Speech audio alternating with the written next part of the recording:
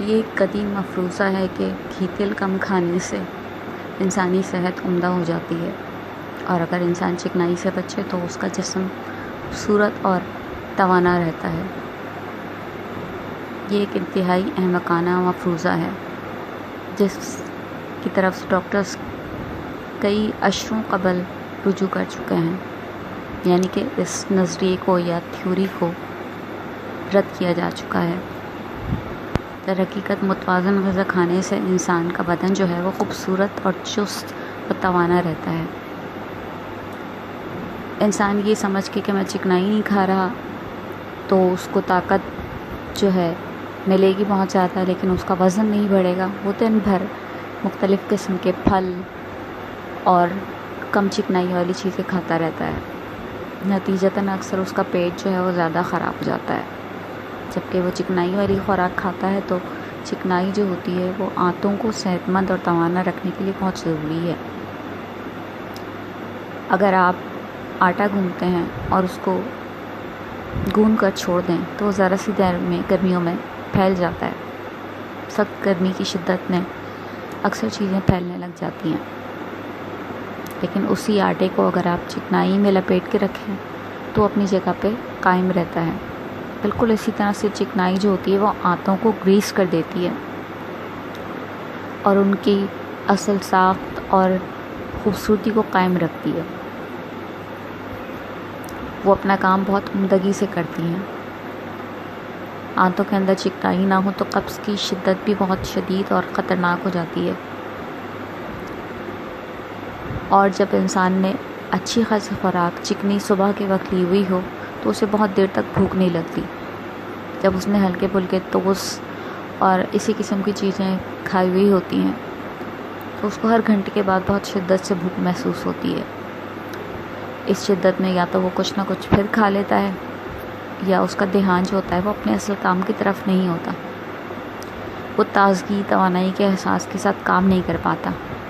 جبکہ اس نے صبح ناشتے میں 2-3 پیسٹری یا پورا پراٹھا کھایا ہوا ہو تو وہ سوچتا ہے کہ نہیں، ابھی تو میں نے کافی کچھ کھایا تھا، تو وہ خود بخود ہلکی پھلکی چیز کھانے کی طرف سے اپنا دھیان ہٹا لیتا ہے اور پوری تندہی سے وہ اپنا کھانا ہضم کرنے کی فکر میں کام زیادہ کرتا ہے کہ نہیں، اب میں نے دوپہر کو ہی کھانا ہے۔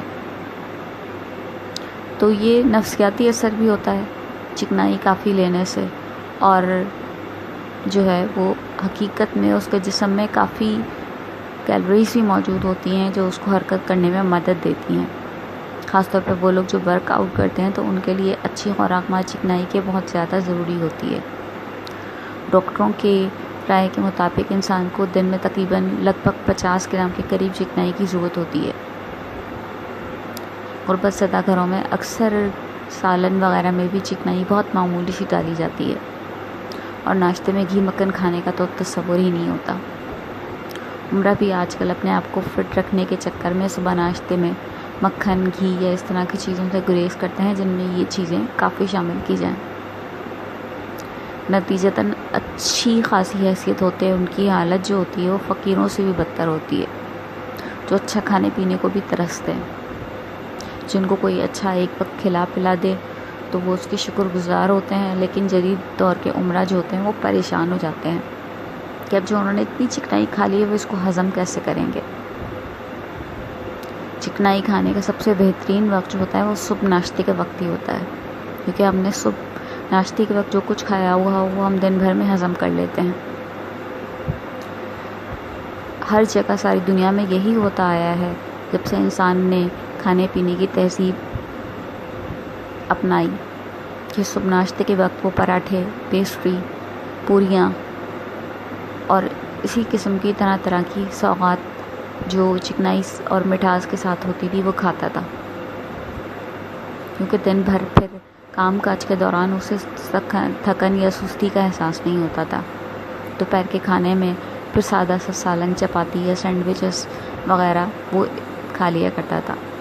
رات کے وقت چونکہ پہلے بجلی نہیں ہوا کرتی تھی، آگ جلانا بھی اتنا آسان مرحلہ نہیں تھا، نہ پانی ہوا کرتا تھا، تو لوگ چاول ابال لیا کرتے تھے یا دلیا پکا لیا۔ اب جدید دور کی تحقیقات اس عمل کو بہت عمدہ قرار دیتی ہیں کہ رات کے وقت سوتے وقت چونکہ ہم نے سونا ہی ہوتا ہے تو ہلکی پھلکی غذا ہی بہتر ہوتی ہے۔ اور دن میں چونکہ صبح کے وقت ہم ایک خوراک لے چکے ہوتے ہیں تو ہلکا پھلکا کھانا جس میں کچھ دال، سبزی، گوشت اور چپاتی وغیرہ شامل ہو عمدہ رہتا ہے۔